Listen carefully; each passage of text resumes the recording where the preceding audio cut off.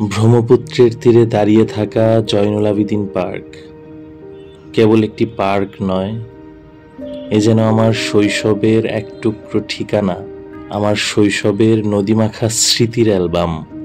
এই নদী আমাকে শিখিয়েছে জীবনের গতি, নদীর বাতাস আমাকে দিয়েছে নিঃশ্বাসের প্রশান্তি।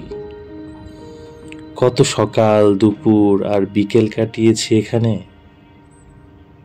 নদীর তীরে বসে বন্ধুদের সাথে আড্ডায়, অকারণ হাসিতে আর সূর্যাস্তের লাল আভায় ডুবে যেতাম আমরা। আজ যখন ফিরে আসি, দেখি নদীটা এখনো সেই আগের মতোই অবিরাম বয়ে চলেছে, সময়ের সাক্ষী হয়ে। কিন্তু আমি বদলে গেছি, জীবন বদলে গেছে, শুধু সেই শৈশবটা রয়ে গেছে নদীর ঢেউয়ে ভেসে ভেসে। জয়নুল আবেদিন পার্ক আমার কাছে শুধু একটি পার্ক নয়, এটা ব্রহ্মপুত্রের বুকে লেখা আমার শৈশবের কবিতা, আমার নিঃশ্বাসে লুকানো আনন্দ আর স্মৃতির চিরন্তন আশ্রয়।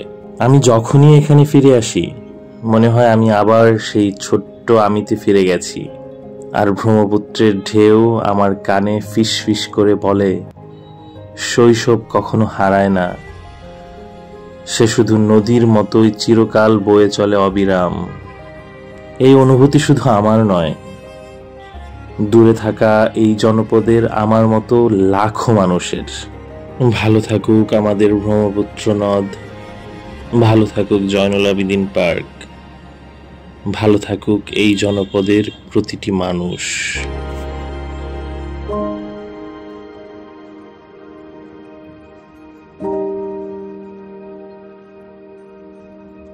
thank you